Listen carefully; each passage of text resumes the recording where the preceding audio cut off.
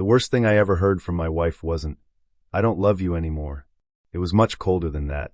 I was standing outside my own kitchen after chemotherapy, still wearing the hospital bracelet around my wrist, when I heard her laughing on the phone. Then she said something that made my entire body go numb. "I'm just hoping the cancer takes care of this soon." She wasn't talking about the cancer. She was talking about me. My name is Daniel Mercer. I was 49 years old when my life split into two completely different versions of itself. Before cancer, and after I discovered what my wife truly wanted. My wife, Vanessa, and I had been married for 14 years. We had a 9-year-old daughter named Sophie, a comfortable home outside Dallas, and the kind of life that looked perfect from the outside. At least, I thought it was perfect. I had spent years working long hours to give my family security. I paid the mortgage. I handled the bills. I planned vacations. When Vanessa wanted something, I usually found a way to make it happen. I never kept score. That was my mistake. Because when my doctor finally told me I had lymphoma, the first person I thought about wasn't myself. It was Vanessa. I remember sitting across from Dr. Carter in his quiet office while he explained the treatment plan. 6 rounds of chemotherapy. More scans. More blood tests. More uncertainty. I barely heard any of it. All I could think was, how am I going to tell my wife? When I finally drove home that evening, Vanessa was preparing dinner. I walked into the kitchen and told her. For a few seconds, she just stared at me. Then she rushed forward, wrapped her arms around me, and started crying. "Daniel, we're going to get through this," she whispered. "I'm not leaving you." I believed her. I believed every word. Because when you've spent 14 years loving someone, you don't immediately imagine that person standing on the other side of your greatest fear. But things changed quickly. 3 weeks after my diagnosis, Vanessa suggested that Sophie stay with her aunt for a while. She said Sophie was too young to watch her father go through chemotherapy. I agreed. I thought Vanessa was protecting our daughter. I didn't understand that she was also making it easier to remove me from the center of her life. Then the little things started. She stopped coming to appointments. Her phone suddenly stayed locked.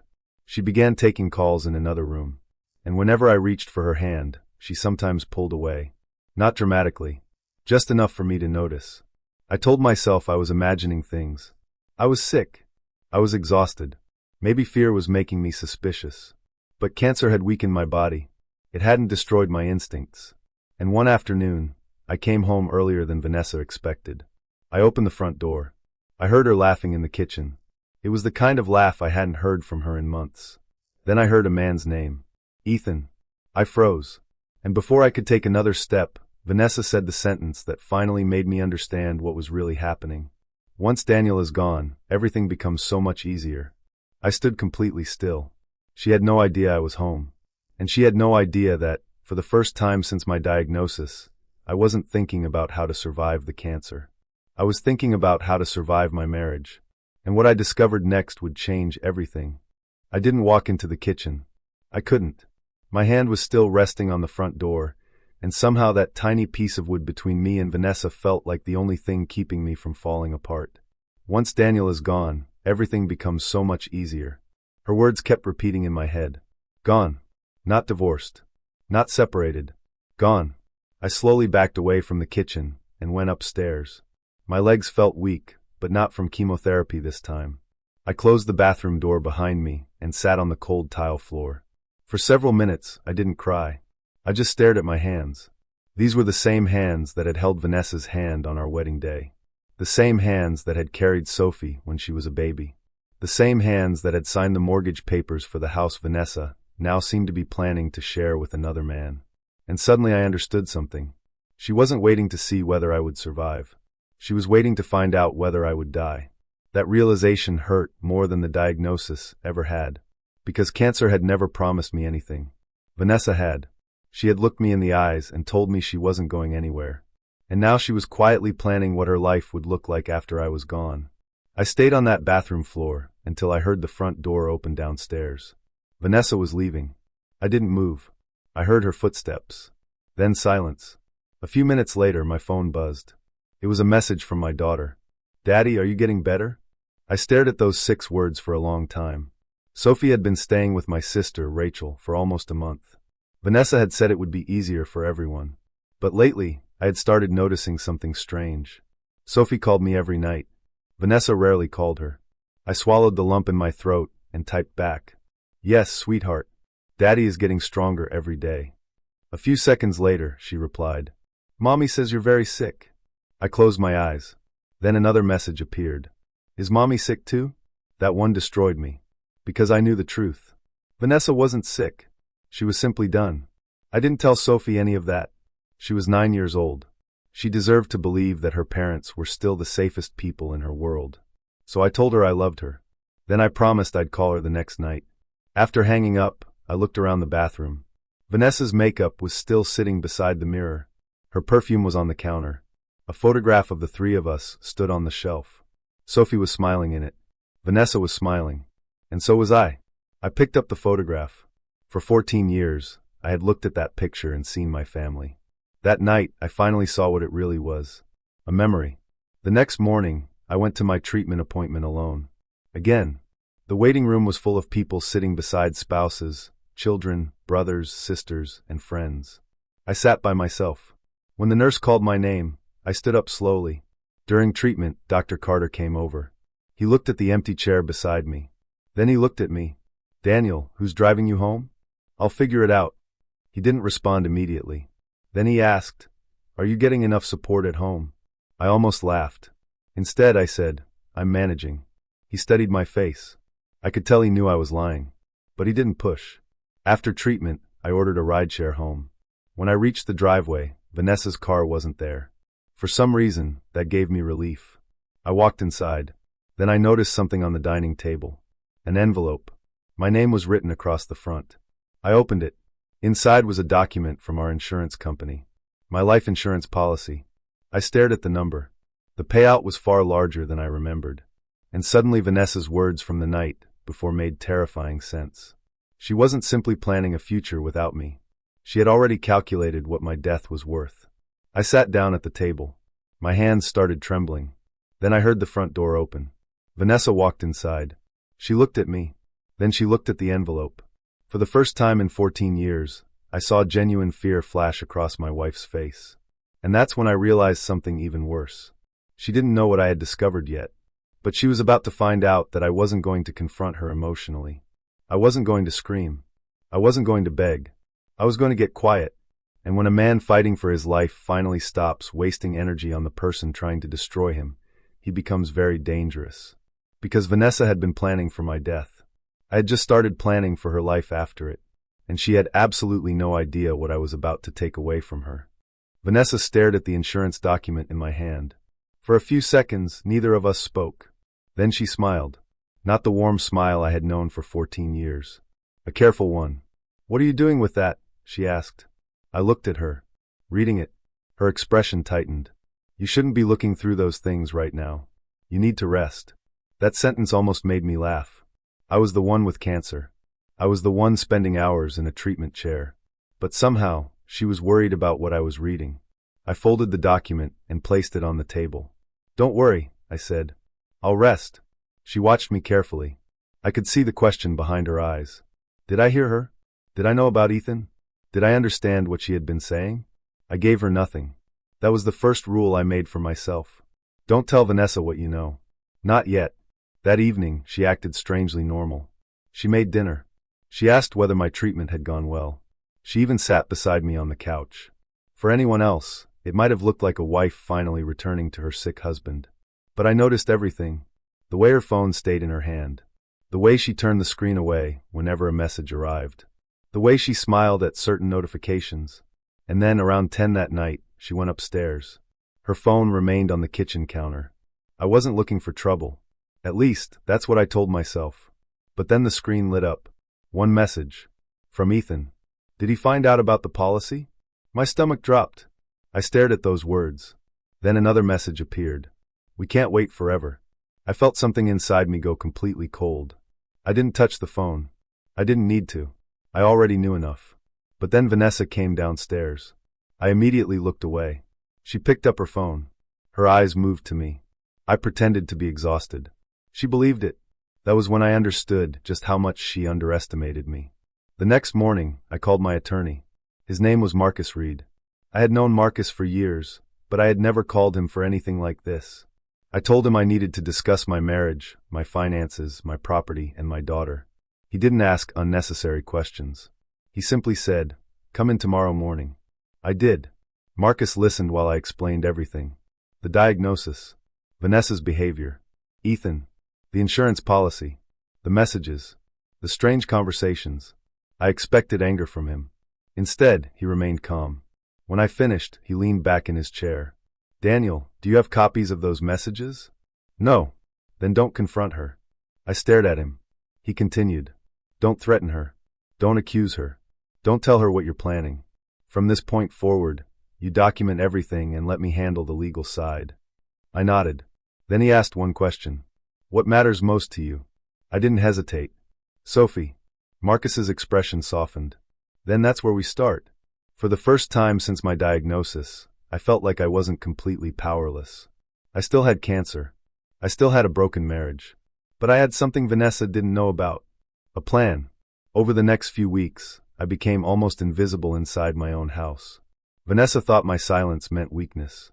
She didn't understand that I was conserving every ounce of energy for something that mattered. I went to treatment. I called Sophie every evening. I followed Dr. Carter's instructions. And whenever Vanessa left the room to talk to Ethan, I said nothing. But Marcus and I were working. We reviewed the house, the bank accounts, the investments, the insurance paperwork, every financial document. And then we found something Vanessa had completely forgotten about. The house wasn't jointly owned the way she believed. I had purchased it years before our marriage. Vanessa had lived there for 14 years. She had decorated it. She had hosted parties there. She had told Ethan about their future there. But legally, it wasn't the prize she thought it was. Marcus found another issue too. Vanessa had been moving money from our joint account. Small amounts at first, then larger ones. And several payments appeared to be connected to trips and expenses I knew nothing about. Marcus printed the records and placed them in front of me. I stared at them. For a moment, I wasn't angry. I was heartbroken. Because every dollar represented another lie. Another dinner I thought she was working late. Another night, she claimed she was tired. Another time I believed she was taking care of our family. Marcus finally said, "Daniel, there's one more thing." I looked up. He slid a file across the desk. Inside was information about the life insurance policy, and one handwritten note attached to it. It wasn't from Vanessa. It was from someone I had never met. Marcus looked directly at me. "This came from the insurance company." My fingers tightened around the paper. "What does it say?" Marcus hesitated. Then he answered, "Someone recently requested information about what would happen to your policy if you died during treatment." My blood ran cold. "Who?" Marcus turned the paper toward me.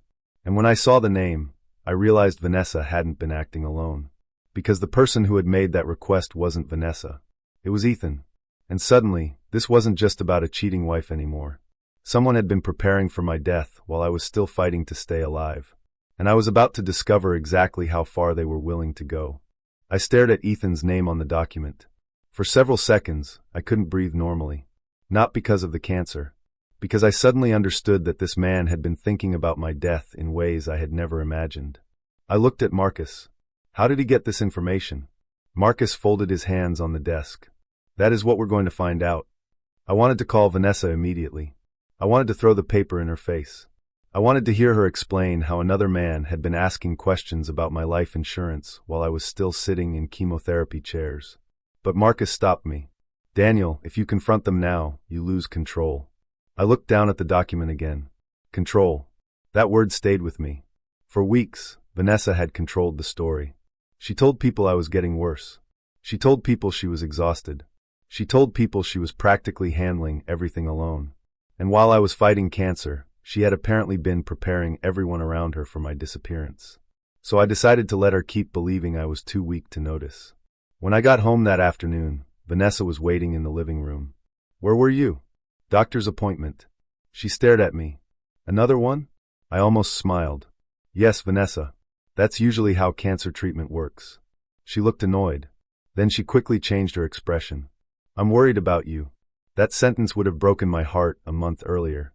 Now it sounded like an actor reading lines from a script. I sat down. She came closer. Then she asked, "Did the doctor say anything about your prognosis?" I looked at her. There it was. The question she had been trying to ask without making it obvious. Not, how are you feeling? Not, are you scared?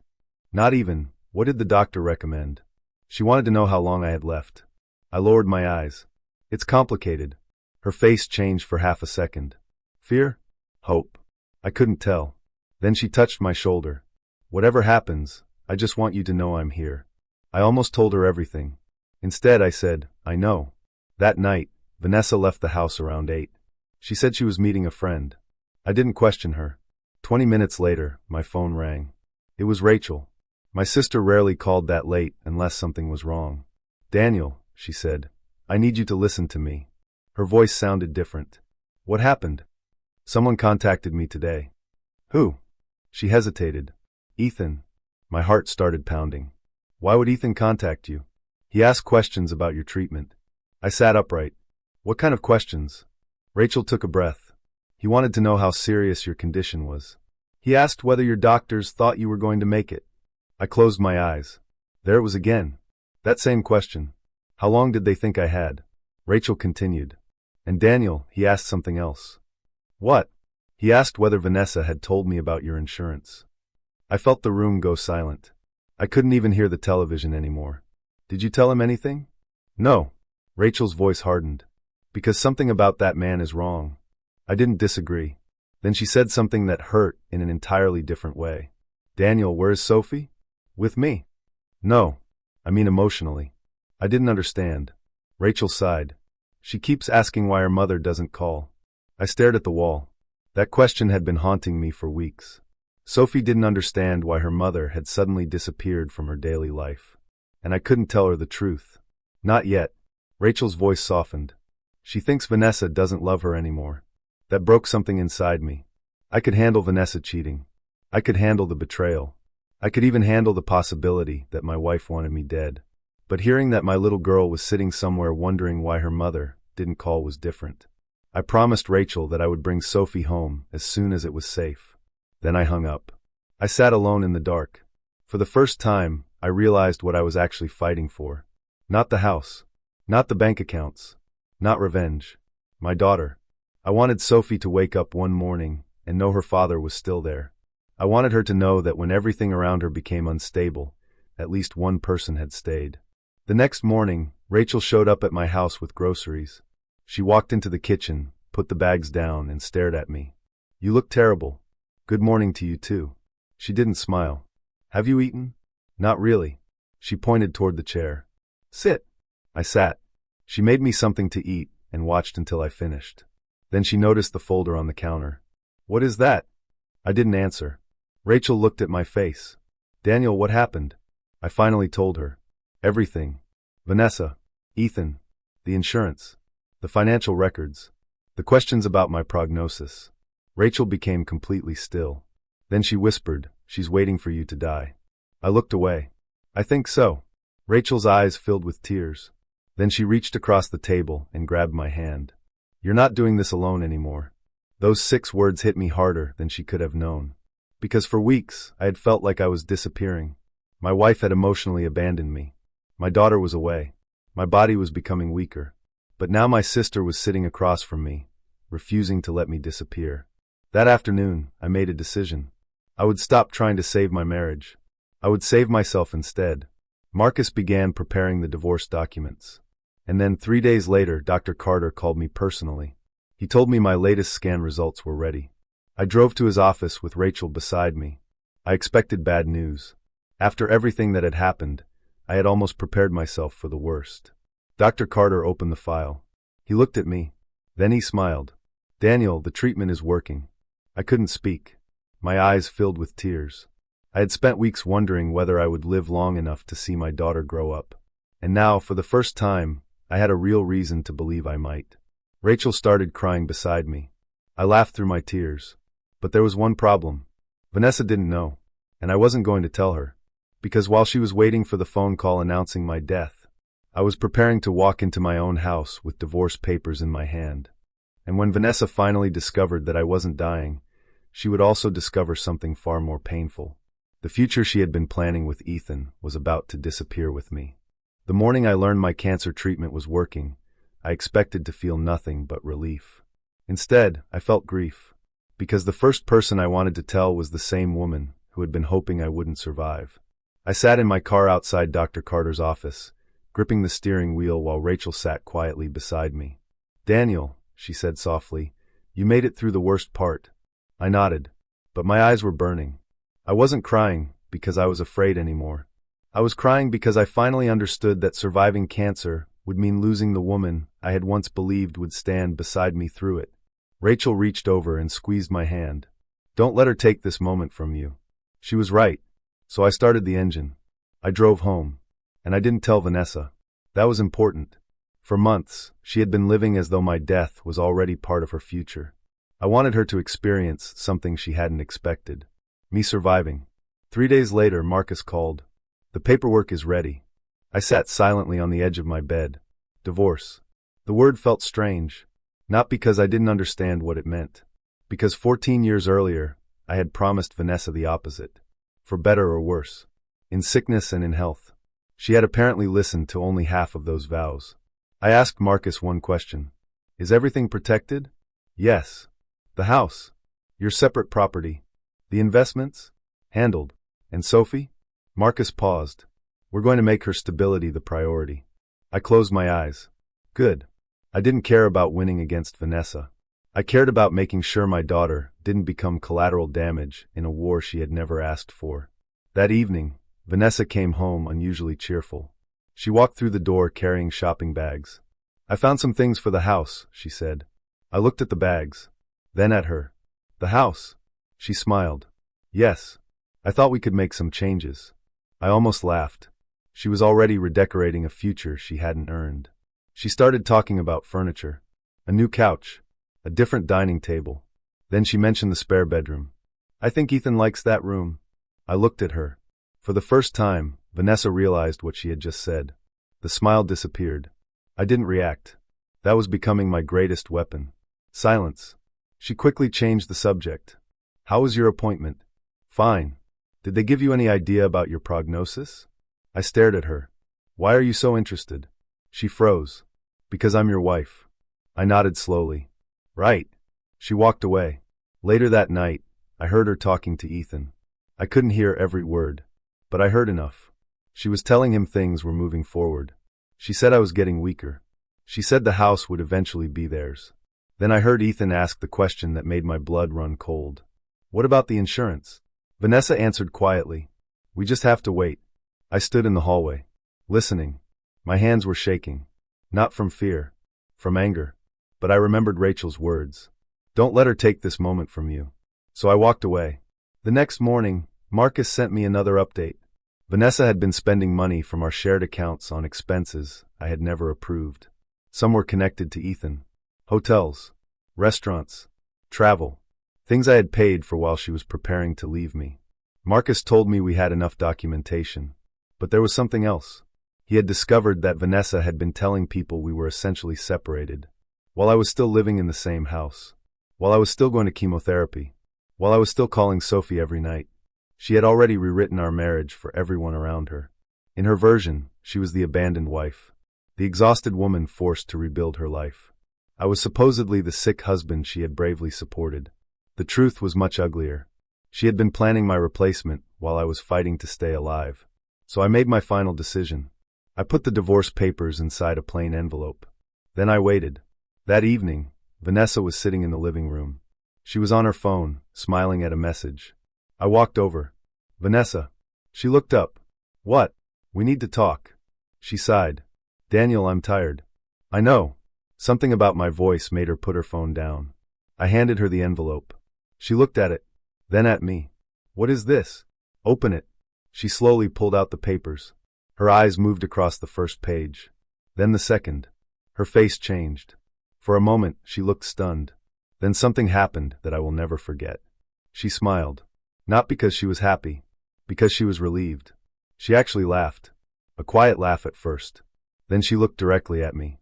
"Daniel," she said, "you have no idea how long I've been waiting for you to do this." I felt something inside my chest go completely still. She continued. "I've wanted this since the diagnosis." There it was. The truth. No more pretending. No more excuses. She had just admitted that she had been waiting for the marriage to end while I was fighting for my life. I looked at her for several seconds. Then I said the only thing I could. "Thank you." She frowned. "For what?" "For finally telling me the truth." I walked toward the door. Behind me, Vanessa was already calling someone. Probably Ethan. Probably celebrating. She still believed she had won. She believed the house would be hers. She believed the money would follow. She believed Ethan was waiting for her. And most importantly, she believed I was still the same man who had spent 14 years giving her whatever she wanted. She had no idea Marcus and I had already prepared for this moment. Because Vanessa had spent months calculating what she would receive after my death. Now she was about to discover what she would actually receive after my survival. And when the financial documents reached her lawyer, the smile Vanessa had been wearing disappeared. Because the house wasn't hers. The accounts weren't what she expected. And the fortune she had been counting on was about to become the one thing she could no longer reach. But that was only the beginning. Because the next question wasn't what Vanessa would lose. It was what would happen to Sophie. And Vanessa was about to make one final mistake that would decide exactly where my daughter belonged. Vanessa's lawyer called Marcus the next morning. He wasn't calling to discuss the divorce. He was calling because Vanessa had discovered something she apparently hadn't considered. The house wasn't hers. The money wasn't hers. And the future she had been planning with Ethan wasn't waiting for her on the other side of my death. I wasn't surprised. Vanessa had spent 14 years believing that because she lived in my house, she owned it. She had never bothered to learn the difference. Marcus had. The house had been purchased before our marriage and remained separate property. The financial accounts Vanessa had been treating like her personal safety net had also been carefully separated once the divorce proceedings began. Every transaction was documented. Every withdrawal was accounted for. Every questionable expense was sitting inside a file with Vanessa's name on it. She had spent months believing my silence meant weakness. It didn't. It meant I was finally listening. And there was one more thing Marcus had documented. The messages between Vanessa and Ethan, including the conversation about my life insurance. The one where they had discussed how much money would come after my death. The one where Vanessa had admitted she wasn't sure I would survive. Marcus told me it could become important. I didn't ask him how important. At that point, I had stopped caring about humiliating Vanessa. I wanted the truth recorded, especially because Sophie was involved. A few days later, we went to court for the first major hearing. Vanessa arrived dressed perfectly. Her hair was done. Her clothes were expensive. And Ethan was waiting outside. She looked confident, almost happy. I watched her walk into the courthouse and realized something strange. I didn't feel angry anymore. Months earlier, seeing her with another man would have destroyed me. Now I just saw a woman I used to know. A woman who had made choices, and who would eventually have to live with them. Inside the courtroom, the judge reviewed our situation. Then came the issue of Sophie. The judge asked Vanessa what kind of parenting arrangement she wanted. Vanessa's attorney answered first. They requested alternating weekends. I looked at Vanessa. I couldn't believe it. Sophie was her daughter too. 9 years old. A little girl who had been asking why her mother stopped calling. A little girl who had spent night after night wondering whether her father was going to get better. And Vanessa wanted every other weekend. The judge looked directly at her. Why not more time? Vanessa hesitated. Then she gave an answer I will never forget. She said she needed time to rebuild her life. I lowered my eyes. There was no anger left in me. Only sadness. Because Sophie was not a chapter Vanessa could put on hold while she built something new. The judge listened to everything. The missed calls. The lack of involvement. The decisions Vanessa had made during my treatment. Her priorities. And the documented evidence. When the judge finally spoke, her decision was clear. Sophie would primarily remain with me. Vanessa didn't fight very hard. That hurt more than I expected. Not because I wanted Vanessa to lose her daughter. Because I wanted my daughter to have a mother who wanted to fight for her. But Vanessa had already made her choice. She had chosen the future she imagined with Ethan. She had chosen money. She had chosen freedom. And now she had to live with what those choices had cost. After the hearing, I walked outside. Marcus followed me. You okay? I nodded. I think so. Then my phone rang. It was Rachel. Daniel, you need to know something. Her voice immediately made me stop. What? Vanessa told Ethan about the financial situation. I closed my eyes. What did he say?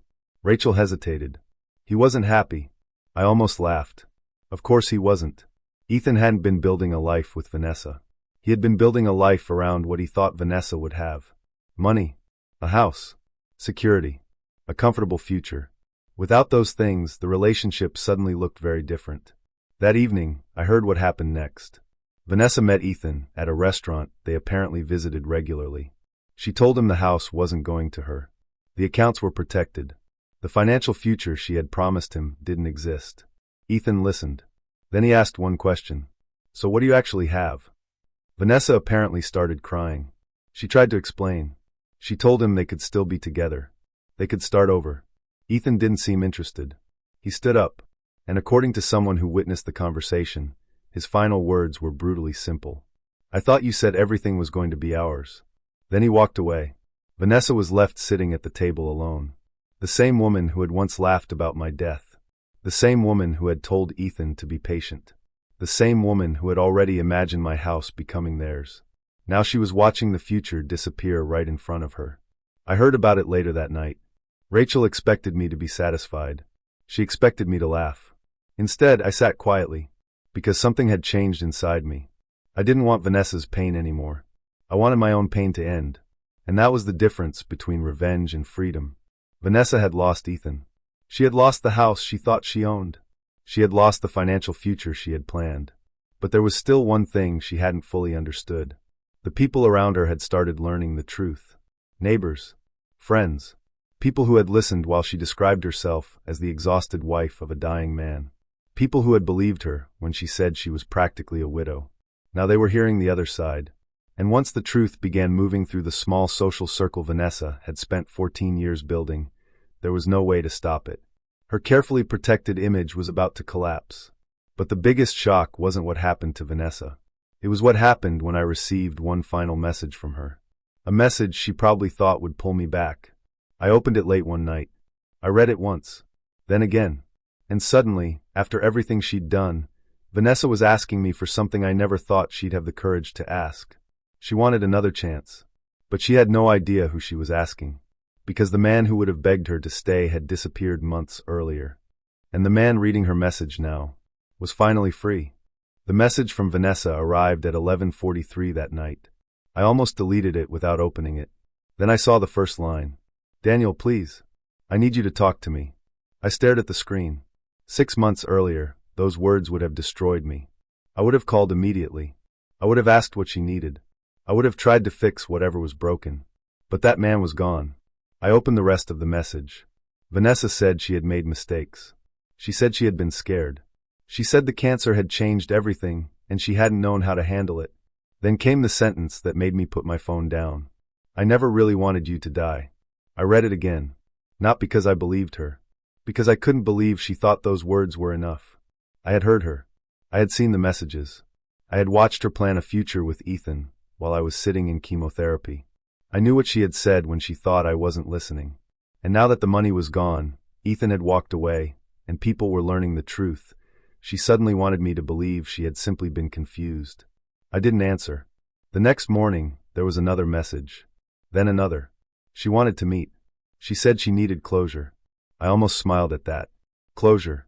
She had spent months destroying the life we built together. Now she wanted me to help her feel better about it. I showed Marcus the messages. He read them and handed my phone back. Don't respond emotionally. I wasn't planning to. Good. Then he looked at me. Daniel, you need to understand something. You don't owe her forgiveness just because she's finally uncomfortable with the consequences. That sentence stayed with me. Because I had spent so much of my life believing forgiveness meant allowing someone back into your life. It doesn't. Sometimes forgiveness is simply deciding that what they did will no longer control your future. I didn't answer Vanessa. Instead, I went to see Sophie. She was sitting at the kitchen table at Rachel's house, drawing something with a purple marker. When she saw me, her face lit up. Daddy! She ran into my arms. I held her carefully. Not because I was afraid of breaking her. Because I was afraid of how much I needed that hug. Are you feeling better? She asked. Much better. She pulled back and studied my face. Are you going to come home? The question hit me harder than any diagnosis. I smiled. I'm working on it. She looked down at her drawing. Then she said quietly, Mommy doesn't call anymore. I sat beside her. I know. Did I do something wrong? My heart broke. No, sweetheart. Then why doesn't she want to talk to me? I had no good answer. So I gave her the truth she could understand. Sometimes grown-ups make choices that children don't understand. But none of those choices are your fault. She nodded. Then she handed me the drawing. It was a picture of 3 people standing in front of a house. Me, Sophie, and Rachel. Vanessa wasn't in it. I didn't ask why. I simply hugged my daughter again. That night, I started moving my things into a smaller house closer to Rachel. It wasn't as impressive as the home Vanessa had been dreaming about. It didn't have the huge backyard. It didn't have the expensive furniture. But it was mine. And more importantly, it was a place where Sophie could feel safe. The first night she stayed there, she walked into the living room carrying her blanket. Daddy. Yeah. Can I sleep here? I looked at the couch. Then at her. Of course. She curled up beside me. Within minutes, she was asleep. I sat there in the dim light, watching her breathe. For months, I had been terrified that I wouldn't live long enough to see moments like this. Now I understood something. The greatest victory wasn't Vanessa losing the house. It wasn't Ethan leaving her. It wasn't the divorce. It wasn't even the money she thought she'd inherit. It was this. My daughter was beside me. I was alive. And I was finally building a life that didn't depend on someone who had already decided I wasn't worth saving. A few weeks later, the divorce was finalized. Marcus called me early in the morning. It's done. I sat silently for a moment. 14 years. Gone. I expected sadness. Instead, I felt strangely light. Not happy. Not victorious. Just free. Then Marcus added something. There's one more thing. I frowned. What? Vanessa's lawyer wants to discuss the insurance policy. I sat up. What about it? Apparently Vanessa has been asking whether the policy is still active. I stared at the wall. She still hadn't understood. The insurance policy had never been her future. It had been protection for Sophie. And now that I was surviving, it was simply another reminder of how badly Vanessa had misjudged everything. I called the insurance company myself. I updated the beneficiaries. I made sure Sophie was protected.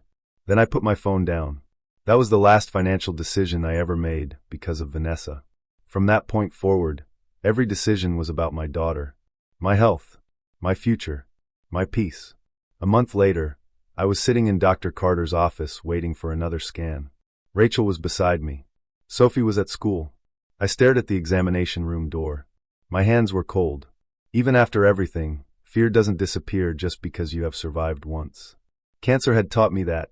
The door opened. Dr. Carter walked inside holding the results. He sat across from me. Rachel reached for my hand. Dr. Carter looked at me. Then he smiled. Daniel, I have good news. My heart stopped. And for the first time since this nightmare began, I wasn't afraid of hearing what came next. Because whatever the result was, I had already won the battle that mattered most. I had survived the woman who wanted me gone. I had protected my daughter. And I had finally learned that losing someone who never truly valued you isn't the end of your life. Sometimes, it's the moment your real life finally begins. But Dr. Carter hadn't finished speaking, and the next words he said would bring tears to my eyes for a completely different reason. Dr. Carter looked at me for a long moment. Then he smiled. Daniel, your scan is clean. I didn't move. I had imagined hearing those words so many times that I thought I knew how I would react. I didn't. My mouth opened, but nothing came out. Rachel's hand tightened around mine. Clean, she whispered. Dr. Carter nodded. There is no detectable evidence of active disease right now. We'll continue monitoring you, but Daniel, this is exactly the result we were hoping for. Rachel started crying. And then I did too. Not the quiet tears I had shed alone in bathrooms. Not the tears I'd swallowed while talking to Sophie. These were different. They came from somewhere deeper. I had spent months wondering whether cancer would take away my chance to watch my daughter grow up. Now I had another chance. A real one. I thanked Dr. Carter. Then I walked outside. The Texas afternoon was bright and warm. People were coming and going around me, completely unaware that my entire world had just changed. I sat in my car. I didn't start the engine. I just stared through the windshield and breathed. Alive. That word meant something different now. I wasn't simply alive because my heart was beating. I was alive because I finally wanted to know what came next. I called Sophie. She answered almost immediately. Daddy. Hey, sweetheart. Are you okay? I smiled. I'm better than okay. There was a pause. Did the doctor say you're getting better? I looked through the windshield. He did. She screamed. Actually screamed. Then she started laughing. Does that mean you're coming to get me? I laughed through my tears. Yeah, baby. I'm coming. When I arrived at Rachel's house later that afternoon, Sophie ran outside before I had even turned off the car. She jumped into my arms. I held her tightly. For a few seconds, I closed my eyes. This was the moment I had been fighting for. Not the divorce. Not Vanessa. Not Ethan. Not the money. This. My daughter in my arms. A future that was still mine. Months later, the divorce was completely finalized. Vanessa walked away with what she had legally brought into the marriage, and whatever the court determined she was entitled to. But she didn't get the house she had already imagined giving to Ethan. She didn't get the financial future she had calculated. And she certainly didn't get the life insurance money she had once discussed as though my death were a business opportunity. Ethan was gone too. Apparently, once Vanessa's financial situation became clear, his enthusiasm disappeared with it. Rachel told me he had stopped answering Vanessa's calls. I listened. Then I said, "Okay." She laughed. That's it. That's it." She expected me to celebrate. But I didn't. Because by then, I had finally understood something. The best revenge wasn't watching Vanessa lose everything. It was becoming completely indifferent to what she lost. She couldn't hurt me anymore. She couldn't decide whether I felt worthy. She couldn't determine whether my future was going to be happy. And she couldn't take away the months she had already lost with Sophie. Those were consequences she had created herself. One evening, several months after my final treatment, I was sitting on Rachel's porch. Sophie was beside me. She had fallen asleep with her head against my shoulder. Her little hand was still holding the sleeve of my shirt. Rachel was laughing with her husband in the backyard. The kids were running around. Someone had music playing softly.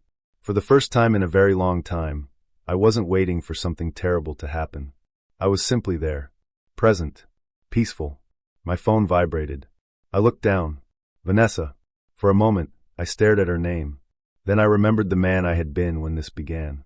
The man who had sat on a bathroom floor, wondering why the woman he loved was hoping he wouldn't survive. I remembered the hospital bracelet, the empty chair beside me, the nights I called Sophie while pretending everything was fine, the insurance documents, Ethan, the betrayal, the divorce. And then I looked at my daughter. I turned the phone face down. I didn't need to know what Vanessa wanted. Maybe she wanted forgiveness. Maybe she wanted another chance. Maybe she simply wanted to know whether I still cared. The answer didn't matter anymore, because I had already given her the one thing she never expected. Nothing. No anger. No argument. No desperate phone call. No second chance. Just silence. Sophie shifted against my shoulder. "Daddy." "Yeah, baby? Are you happy?" I looked at her. Then I looked toward the backyard. Rachel was laughing. The evening sky was changing. And for the first time, I didn't have to pretend. "Yes," I whispered. "I really am." Sophie smiled sleepily and closed her eyes again. I rested my cheek against her hair. Cancer had taught me something I wish I had never needed to learn. Life can change in a single sentence. A doctor can tell you that you're sick. A spouse can show you that the person you trusted never truly stood beside you. And sometimes, the person you thought would destroy you becomes the reason you finally discover your own strength. Vanessa thought my death would give her a new life. She was wrong. My survival gave me mine. I didn't get revenge by destroying her. I got revenge by refusing to let her destruction of me become the ending of my story. She had counted the days until I was gone. I counted the days until I could hold my daughter again. She planned a future without me. I built one without her. And while Vanessa was left living with the consequences of the choices she made when she thought I would never survive, I was busy doing something she never expected. Living. Really living. And this time, I wasn't doing it for Vanessa. I wasn't doing it to prove anything. I was doing it for the little girl sleeping peacefully against my shoulder. For the man I had almost forgotten I was. And for every morning I had once feared I would never see. I survived the cancer. I survived the betrayal. And most importantly, I survived long enough to realize that sometimes losing the person you thought you couldn't live without is exactly how you finally learn to live.